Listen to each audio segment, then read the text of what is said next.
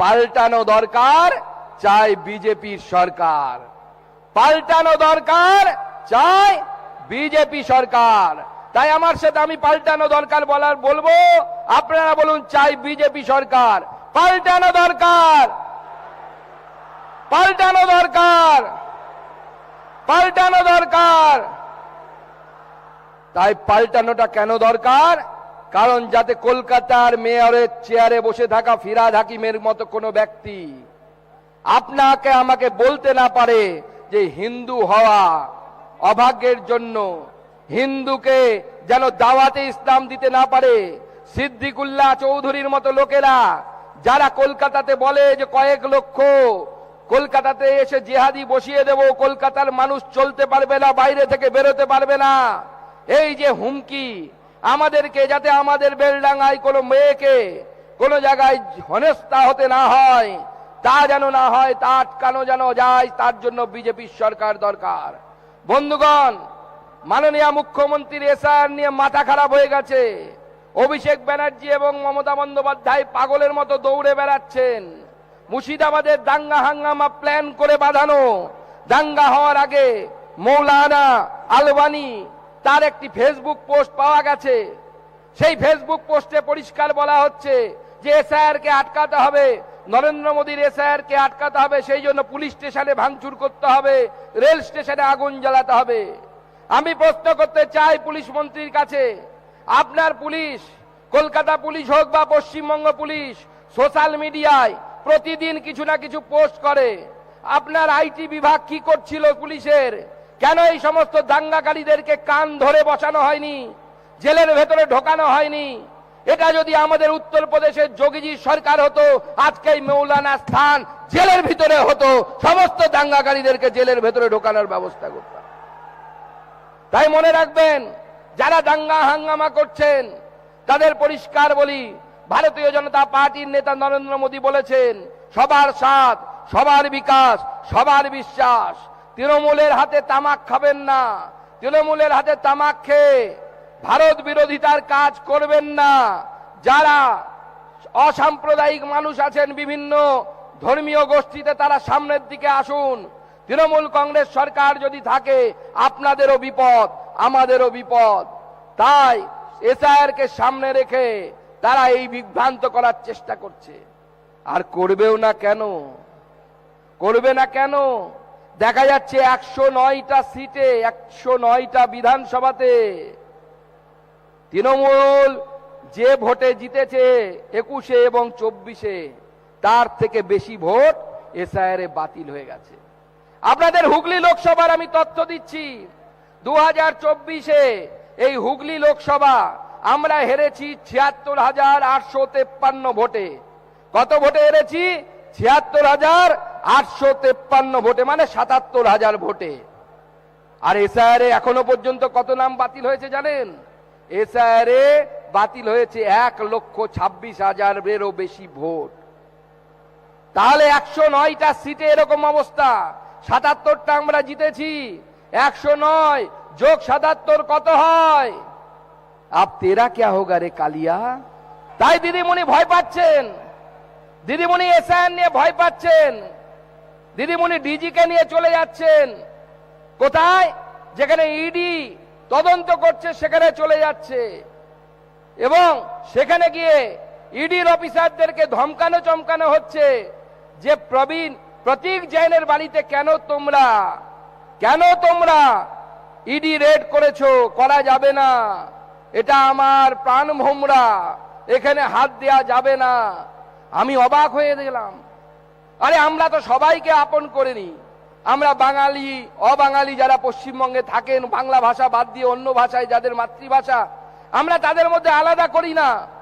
কিন্তু যে তৃণমূল কংগ্রেস বহিরাগত তকমা দেয় যারা হিন্দি ভাষায় কথা বলে তাদেরকে, আর যে তৃণমূল কংগ্রেসের বি টিম বাংলা পক্ষ, তারা বলে যে যারা গুটকাখোর তাদেরকে বলে হিন্দিভাষী মানুষদেরকে।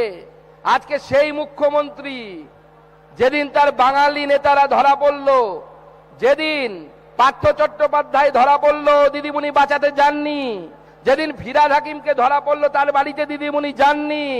যেদিন মদন মিত্র ধরা পড়েছে দিদিমণি তার বাড়িতে যাননি, কিন্তু যখন প্রতীক জেন ধরা পড়ল, তার বাড়ি তো পশ্চিমবঙ্গে নয়, তিনি ঝাড়খণ্ডের বাসিন্দা, সেখানেই বড় হয়েছেন, তাকে বাঁচাতে দিদিমণি সঙ্গে সঙ্গে চলে গেল।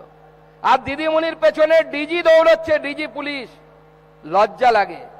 আমরা যখন স্কুল কলেজে পড়তাম তখন একটা গান শুনতাম, দিদি তেরা দেवर दीवाना, তাই কি না? দিদি তেরা দেवर दीवाना, কুড়িও কো ডালে ডানা। এখন বলতে ইচ্ছা করছে, দিদি তেরা ডিজি দিবানা, ইডি কো ডালে ডানা। এই হয়েছে তৃণমূল কংগ্রেসের অবস্থা, তৃণমূল কংগ্রেসের পুলিশের অবস্থা। ডিজি দৌড়চ্ছে, যেখানে মুখ্যমন্ত্রী পেছনে ডিজি। আরে ডিজি সাহেব, পড়াশুনো করে আইপিএস পাস করেছেন, একটু তো লজ্জা শরম রাখবেন কি না? রাখা তো উচিত। আপনি লজ্জা শরম রাখছেন না, দিদিমণির পেছন পেছন যাচ্ছেন, এটা কি ঠিক হচ্ছে? এটা তো দিদিমণির পেছন পেছন যাওয়া আপনার ঠিক নয়। তাও যদি এই পড়াশুনো যারা তৃণমূল কংগ্রেসের নেতাদের পেছনে ঘুরতেন, তাও মান সম্মানটা বাঁচত।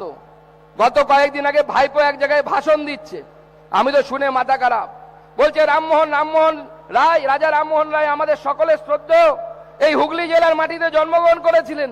সেখানে ভাইপো বলছেন, এই রামমোহন রায় যদি না থাকতো তাহলে আজকে নাকি আমাদের মারা যখন মারা যেত, তার সাথে সাথে আমাদের বাবা কাকাকে নাকি চিতায় শোয়ানো হতো। রামমোহন দূর করেছিলেন সতীদাহ, আরে ভাইপো বলছে পতিদাহ, পতিকে জ্বালাও। এই রকমের মূর্খ নেতা তৃণমূল কংগ্রেসের হয়, অন্য কোন পার্টিতে এই ধরনের মূর্খ নেতা পাবেন না। যেমন পিসি তেমন ভাইপো, এই ধরনের মূর্খ নেতৃত্ব তাদের পেছনে ঘুরবেন না। আজকে দিদিমণির দৌলতে শুধু সিঙ্গুর শ্মশান হয়নি, 7,000 শিল্প 11 সাল থেকে 2025 সালের মধ্যে চলে গেছে। আর দেখুন নরেন্দ্র মোদীর নেতৃত্বে আমরা কি পাচ্ছি। নরেন্দ্র মোদীর নেতৃত্বে আমরা আজকে মায়াপুর থেকে জয়রাম বাটি, একদিকে মায়ের বাড়ি, মা শারদার বাড়ি, আর অন্যদিকে বৈষ্ণব তীর্থক্ষেত্র শ্রী চৈতন্য মহাপ্রভুর জন্মস্থান, সেই মায়াপুর জুড়ে যাচ্ছে। হাওড়া থেকে আনন্দ বিহার পর্যন্ত অমৃত ভারত এক্সপ্রেস আমরা পাচ্ছি, শিয়ালদা থেকে বেনারস পর্যন্ত অমৃত ভারত পাচ্ছি, সাঁতরাগাছি থেকে তাম্বরাম পর্যন্ত ট্রেন পাচ্ছি। মাননীয় প্রধানমন্ত্রী নেতৃত্বে এত কিছু হচ্ছে। তাই মনে রাখবেন, আজকে আমাদের এখানে প্রচুর মা বোনেরা এসেছেন, তাদের আমি আশ্বস্ত করছি, নরেন্দ্র মোদীর সরকার এলে তৃণমূল ভয় দেখাচ্ছে যে আপনাদের লক্ষ্মীর ভান্ডার বন্ধ করে দেবে। এই মঞ্চ থেকে পরিষ্কার বলছি, তৃণমূল যত টাকা বলবে তার থেকে 50 টাকা বেশি হলেও আমরা লক্ষ্মীর ভান্ডারে দেব, এটা আমাদের গ্যারান্টি, এটা আমাদের গ্যারান্টি। তাই নরেন্দ্র মোদীকে স্বাগত করার সময় এসে গেছে, আর কিছুক্ষণের মধ্যে মাননীয় প্রধানমন্ত্রী এখানে আসবেন। তাই শুধু লক্ষ্মীর ভান্ডার বাড়বেই নয়, শিল্প হবে, কর্মসংস্থান হবে। আর তাই আমি বলে যাচ্ছি, মোদীর গ্যারান্টি 16 আনা, সিঙ্গুরে এবার হবে কারখানা, সিঙ্গুরে এবার হবে কারখানা। হবে কৃষি, এখানে প্রচুর আলু উৎপাদন হয়, কি হয়তো আলু চাষিরা আলু চাষ করেন। তো আপনাদের যা ক্ষতি মুখ্যমন্ত্রী করে দিয়েছে, গত কয়েক বছর ধরে উড়িষ্যাতে আলু যেতে দেয় না, তার ফলে কি হয়েছে, যে উড়িষ্যার আলুর বাজারটা আমার হুগলি জেলার কৃষকদের ছিল, সেই আলুর বাজারটা এখন উত্তরপ্রদেশের কৃষকদের চলে গেছে, আমাদের হাতে নেই। তাই মনে রাখবেন, হবে কৃষি, হবে শিল্প, সিঙ্গুর থেকেই নতুন গল্প। আর আজকে সেই নতুন গল্প শুরু হবে, নরেন্দ্র মোদীর হাত ধরে সেই নতুন গল্প শুরু হবে। সেই নতুন গল্প লেখায় আমরা সামিল হব তো? আমরা সামিল হব তো? হব তো? তাহলে 2 হাত তুলে বলুন আমার সাথে, ভারত মাতা কি, ভারত মাতা কি। এবিপি আনন্দ, এগিয়ে থাকে, এগিয়ে রাখে।